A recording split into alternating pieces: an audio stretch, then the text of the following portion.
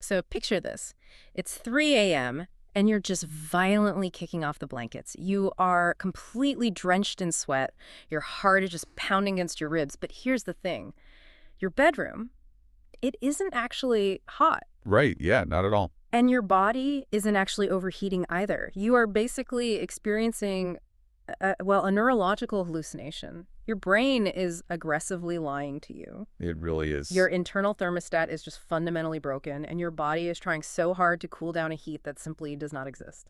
And, the fallout from that neurological misfire, it transforms your bedroom from this place of recovery into, honestly, a place of profound dread. Oh, absolutely. Millions of women going through perimenopause and menopause, they experience this not just as like a rare nightmare, but as a nightly reality. Uh, And when your sleep architecture gets dismantled night after night, the damage extends way beyond basic fatigue. yeah, it ruins everything. Exactly. It heavily impacts cognitive function, emotional resilience, metabolic health, even cardiovascular stress. Which is exactly why we are dedicating today's deep dive to unpacking this specific misery. Our mission today is to figure out how to stop menopausal night sweats from destroying your sleep. It's such a crucial topic. It really is. And to do this, we are pulling from a massive stack of clinical and technological sources.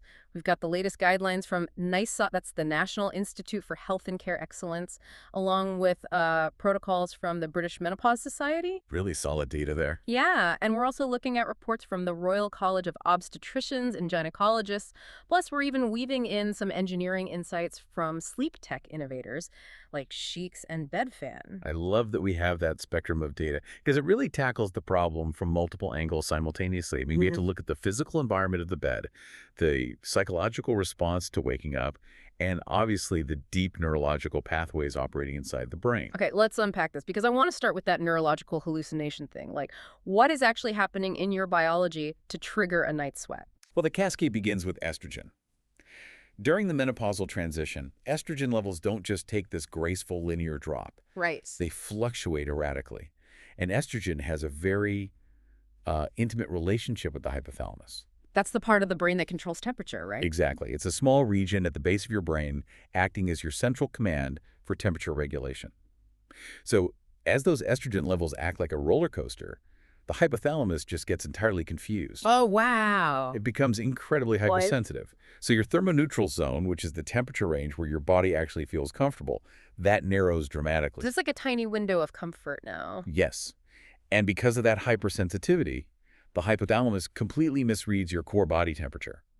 You might just be lying there comfortably under a duvet, but the hypothalamus suddenly gets this massive panic signal saying you are dangerously overheating. So it's basically like having a broken home thermostat that just suddenly blasts the AC when the living room is already freezing. That is a perfect analogy. Yeah. The system goes into overdrive to cool down a house that isn't hot. So to save you from this imaginary heat stroke, the hypothalamus triggers an immediate, massive heat dissipation response. Right, the flush. Yeah, your blood vessels rapidly dilate to push blood to the surface of the skin. Your heart rate accelerates to pump that blood faster. And your sweat glands just go into absolute overdrive. They cover you in fluid to rapidly cool your skin through evaporation. And the cruelest irony of this whole thing is what happens next. Because once that chemical flush passes, your core temperature hasn't actually changed. But your skin is now totally covered in moisture. Right, exactly. So you're just left shivering in damp pajamas, freezing cold because your body just ran this emergency cooling protocol for a fire that never existed. And that subsequent chill, combined with the sheer physical discomfort of being damp, is usually what jolts you into full wakefulness. Yeah. And once you are awake, freezing, and uncomfortable, well, getting back into a deep sleep cycle becomes incredibly difficult. Definitely. So since the brain is mistakenly trapping and generating all this heat, it seems like the first logical line of defense is optimizing the physical environment, right? Yes, exactly. We need to get that heat and moisture away from your skin as fast as possible. And looking at the sources from the sleep tech companies, the biggest offender in most bedrooms is something we normally think of as highly breathable, traditional, heavy cotton sheets. I know, it surprises a lot of people. Yeah. Because cotton is highly breathable in a dry environment. But in the context of a night sweat, cotton acts exactly like a sponge. Oh, gross. Yeah, it absorbs the moisture incredibly well, but it has no mechanism to release it, so it just holds onto the sweat and stays wet. It becomes this Mhm. heavy, damp layer sitting directly against your skin, which significantly prolongs that post-sweat chill. Okay, so the recommendation from the sources is to just completely ditch the traditional cotton. You want to shift to moisture-wicking, athletic-style performance fabrics. So we are talking about phase change materials or specialized weaves of bamboo and linen. The sources note those can breathe up to 10 times better than standard cotton. Yeah, and the engineering behind those performance fabrics relies on a physical process called capillary action. Right, I was reading about this. It's essentially the same physics that allows plant roots to pull water up from the soil against gravity, right? Like the fabric is acting as a microscopic pump. That is a great way to visualize it. The specialized fibers actively pull the sweat away from the surface of your skin and push it to the outer layer of the fabric. And once the moisture reaches the surface, it spreads out over a much larger area, which allows it to evaporate really rapidly into the air. Okay. So these sheets are engineered to facilitate your body's natural evaporative cooling system, rather than trapping the moisture against you like a sponge. That makes a ton of sense. And this physical optimization doesn't just stop at the sheets either. The sources highlight some really interesting targeted devices, specifically bed fans, like the bee fan. It's this device you place at the foot of your bed, and it blows a gentle, continuous stream of air completely under the covers, just to actively push out that trapped body heat. And you can pair it with cooling pillows or gel mats for your head and neck. The concept of the bed fan is actually brilliant because it addresses a very specific physics problem, which is the sleep microclimate. The microclimate. Yeah, the issue isn't really the temperature of the bedroom itself.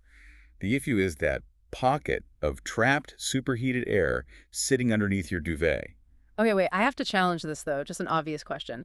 If I know I'm prone to hot flushes, why wouldn't I just crank the bedroom AC down to 60 degrees? Or, just sleep without blankets entirely? Why buy a special fan for under the sheets? Well, lowering the ambient room temperature drastically creates a host of other problems. I mean, for first, you might freeze your partner right out of the room, Fair point. and you will definitely drive up your energy bills. Yeah. But more importantly, from a sleep psychology perspective, sleeping without blankets is highly disruptive. Humans are deeply conditioned to require the physical weight and the psychological comfort of covers to feel secure enough to enter deep, slow-wave sleep. Oh, wow. If you remove the covers, you remove the security. Right, you really need that cocoon. You absolutely need the cocoon. Right. So targeted technology like a bed fan or phase change cooling sheets cools the microclimate of the bed itself. It ventilates the cocoon. You get to keep the psychological comfort without it becoming a thermal trap. Okay, yeah, that makes perfect sense. Treat the local environment, not the whole house. But let's look at the reality here. You can have the most advanced capillary action sheets. You can have a fan ventilating your duvet. But a severe estrogen fluctuation is still going to happen. It is. The flush is still going to hit. And it might still jolt you awake because these environmental fixes are totally passive. So how do we stop that brief physical disruption from spiraling into a chronic bout of insomnia? Because just lying there at 4 a.m. stressing about being awake is half the battle. It really is. And this is where we have to transition from physical engineering to psychological rewiring. When the environmental tweaks aren't quite enough, the NICE guidelines and the North American Menopause Society, they highly recommend behavioral interventions. Like therapy. Specifically, menopause-adapted cognitive behavioral therapy, or CBT. Okay, to be totally clear for everyone listening, talking to a therapist or using an app is obviously not going to magically stop your estrogen from dropping. CBT does not lower your core body temperature. No, it definitely does not stop the biological flush. Mm. But the clinical trials consistently demonstrate that it significantly reduces the distress and the bother associated with those vasomotor symptoms. Right. And for entrenched chronic sleep issues, a specialized variant called CBTI, Cognitive Behavioral Therapy for Insomnia, that's considered the absolute gold standard. Yeah. It fundamentally rewires those panicked thoughts and behaviors that happen the second you wake up in the dark. It's like having a fire drill in the middle of the night. CBTI doesn't stop the alarm from ringing. The flush is still happening, but it stops you from panicking, jumping out of bed, and pacing the halls. Yes. It trains your brain to recognize the alarm, realize there's no actual fire, and just roll over and go back to sleep. You stop catastrophizing the wake up. Exactly. And this raises an important question, right? Yep. Because the danger of catastrophizing is that it creates a vicious biological feedback loop. How so? Well, if you wake up and immediately start stressing about how tired you will be tomorrow, that anxiety spikes your cortisol levels, Cortisol is a stress hormone that actually raises your core body temperature slightly. Oh, you're kidding. No, and that slight temperature increase triggers the hypersensitive hypothalamus, which then initiates another hot flush. So anxiety about the sweat actually causes more sweat. CBTI breaks that self-fulfilling cycle. That is wild. I did notice the guidelines address the accessibility problem with this too, because waiting lists for specialized CBTI therapists are just incredibly long right now. They are. So the NHS and these health bodies are heavily backing digital apps. Programs like Sleepio, SleepStation, and Sleepful are highly recommended in the sources. You can literally just run through these clinically proven CBTI protocols right from your phone. Which is amazing. The digital therapeutics have been a massive leap forward for access. But the guidelines also emphasize that alongside CBTI, foundational sleep hygiene remains a critical piece of the puzzle. You really have to audit your evening habits. Alcohol, spicy foods, smoking, and caffeine, they're all documented triggers. Right, they lower the threshold. You're already operating with a hypersensitive thermostat, and that glass of red wine at 8 p.m. just makes the thermostat even more erratic. They act as tripwires for the vasomotor system. By removing the tripwires and utilizing CBTI, you are doing everything psychologically possible to manage the symptoms. Okay, but this brings us to the most difficult part of the conversation, I think. What happens when you have the high-tech sheets, you've cut out the evening wine, you're diligently using your CBTI app, but the estrogen drops are just simply too violent. Yeah. The behavioral therapies and the fans are just putting out fires, but the arsonist, the hormonal fluctuation, is still running loose in your system. Oh. When do we bring in the medical heavy hitters? Right. When the symptoms are severe enough to degrade your daily quality of life and lifestyle modifications are insufficient, the clinical guidelines point to pharmacological intervention. And the baseline, by far the most effective treatment available, is hormone replacement therapy, or HRT. The sources are totally unequivocal on this point. HRT is the absolute gold standard. It can resolve up to 90% of vasomotor symptoms within about 3 months. Yes. By restoring a stable level of estrogen to the body, HRT goes straight to the root of the problem. It literally fixes the broken thermostat. The hypothalamus gets the estrogen it expects, the hypersensitivity disappears, and those false panic signals just stop. But the reality is that HRT is not an option for everyone. No, it's not. There are strict contraindications. For breast cancer survivors, particularly those with estrogen receptor-positive tumors, adding estrogen back into the body is incredibly dangerous. Of course. Similarly, individuals with an active history or high risk of deep vein thrombosis, blood clots, or certain cardiovascular diseases are often advised against traditional systemic HRT. So what is the protocol for those women? If HRT is totally off the table, how do we stop the arsonist? This is where clinicians turn to off-label prescribable alternatives. These are medications that were originally developed and licensed for completely different medical conditions. But during clinical use, they were discovered to have a strong suppressive effect on the neurological pathways that cause hot flushes. Okay. A primary example would be gabapentin and pregabalin. Wait, those are anti-epileptics and nerve pain medications, right? How does an anti-epileptic stop you from sweating? Well, they work by dampening the overactive electrical signaling in the brain. They bind to specific calcium channels in the nervous system, essentially dialing down the volume of the panic signals the hypothalamus is trying to send out. Okay, They effectively quiet the neural misfire. And an interesting byproduct of gabapentin is that a very common side effect is drowsiness. Which, honestly, if your primary complaint is menopausal insomnia, is actually a massive secondary benefit. Exactly. The side effect becomes part of the cure. Yes. And the guidelines also point to certain classes of antidepressants, specifically SSRIs and SNRIs, like venlafaxine or paroxetine. These drugs influence the levels of serotonin and norepinephrine in the brain. Okay. Those neurotransmitters are deeply involved in how the central nervous system regulates temperature. So by stabilizing those chemicals, you can often stabilize the thermostat. I do want to pause here, though, because I was reading the RC Koji data on this, and there is a very specific, crucial warning regarding paroxetine. Yes, there is. This is deeply important for the breast cancer survivors we just mentioned. Paroxetine can actively interfere with tamoxifen, which is a very common life-saving breast cancer drug. It is a critical drug interaction. Paroxetine actually inhibits a specific liver enzyme, CYP2D6, which is the exact enzyme your body needs to convert tamoxifen into its active cancer-fighting form. Wow. So if you take them together, the antidepressant essentially blocks the cancer medication from working. It perfectly illustrates why these off-label treatments require meticulous, individualized management by a physician. Absolutely. The sources also detail a few other fascinating off-label uses. They mention oxybutynin, which is a bladder medication. Why on earth does a bladder pill stop night sweats? Well, oxybutynin is an anticholinergic drug. Its job is to block a specific neurotransmitter called acetylcholine. In the bladder, blocking that chemical stops spasms. But acetylcholine is also the exact chemical messenger the brain uses to tell your sweat glands to turn on. Oh, wow. Yeah, so by taking oxybutynin, you are essentially cutting the phone line between the brain's false panic signal and the sweat glands themselves. The brain might yell sweat, but the glands never actually get the message. That is fascinating. We're literally intercepting the mail. And they also mention clonidine, which is a blood pressure medication. I'm assuming that alters how the blood vessels dilate during the flush. Correct, it's an alpha agonist that changes the vascular response, preventing the rapid dilation that causes the intense heat of the flush. Okay, so we have anti-epileptics, antidepressants, bladder pills, and blood pressure meds. I look at that list of heavy-duty pharmaceuticals, and I have to ask the question I know a lot of people are thinking. Before we start taking off-label bladder medications, shouldn't we be looking at natural alternatives? I hear that a lot. Like, what about custom bioidentical hormones or herbal remedies like black cohosh and high-dose soy? It just sounds so much gentler on the system. I see why that's a very tempting thought process.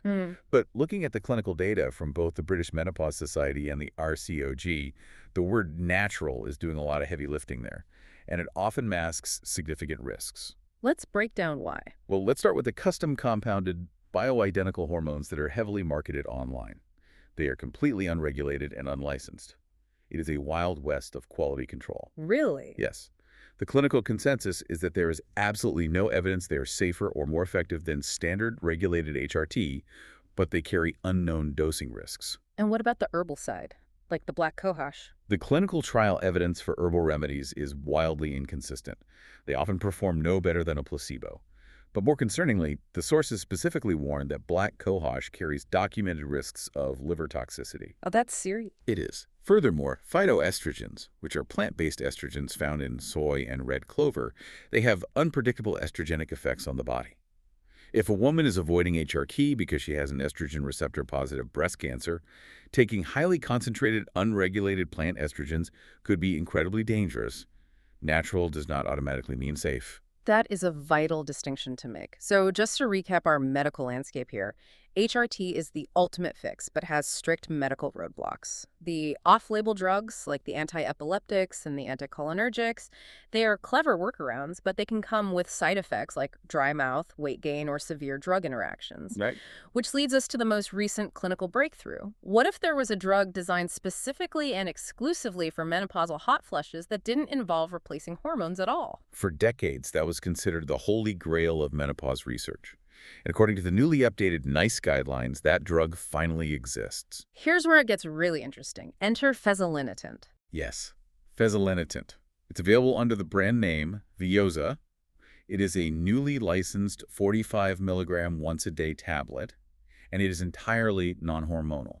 So if it isn't giving the hypothalamus the estrogen it's craving, how does it fix the broken thermostat? It works by targeting a completely different neurological pathway. When estrogen levels drop, it triggers an overproduction of a specific brain chemical called neurokinin B, or NKB. Okay. It is this massive spike in NKB that actually overstimulates the temperature control center and causes the flush. Fezolinetant is an NKB receptor antagonist.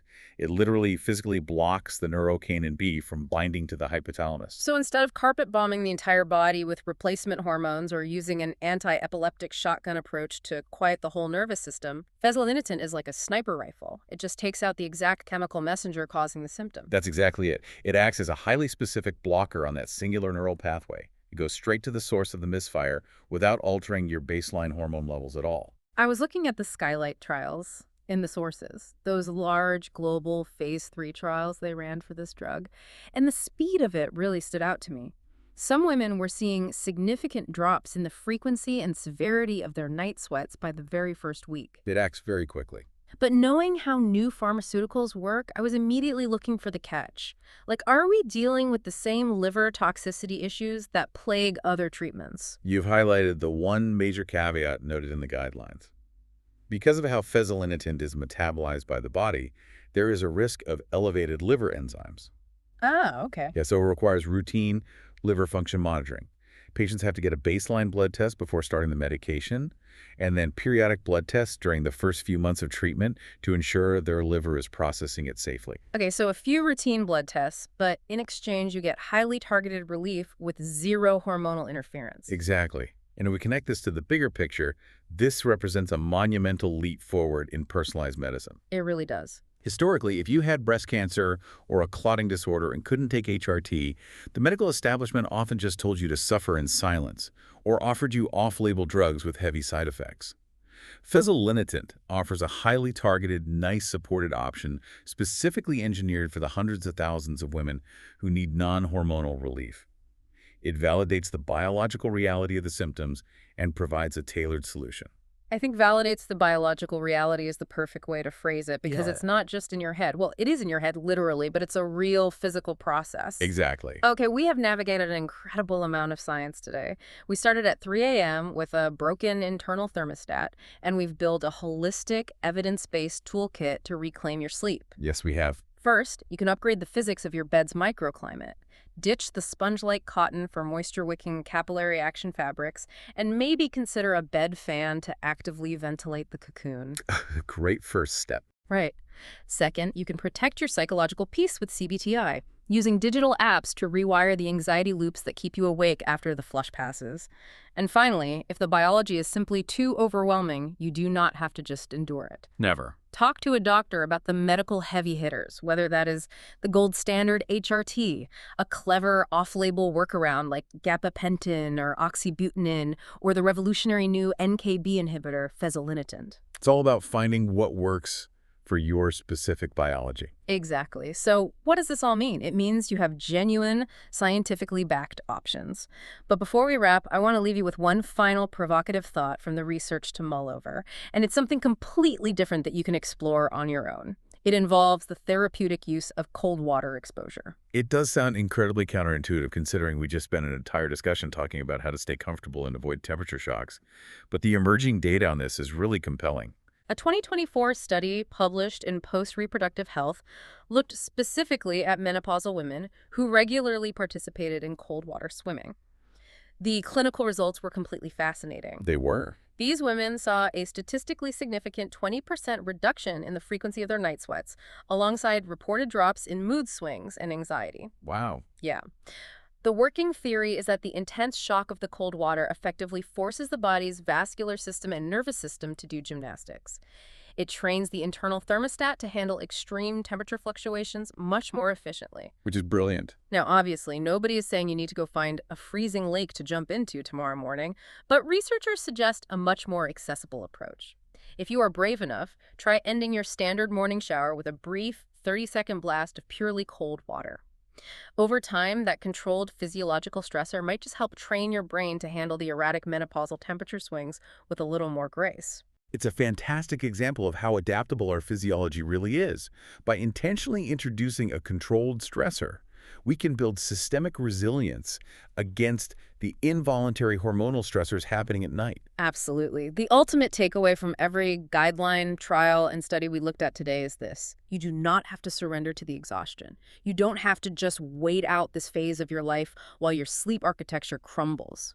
Whether it's upgrading your sheets, rewiring your response with an app, or working with your clinician to find the perfect targeted medication, the tools exist. Here's to fixing the thermostat, cooling down the nights, and finally sleeping all the way through to your alarm.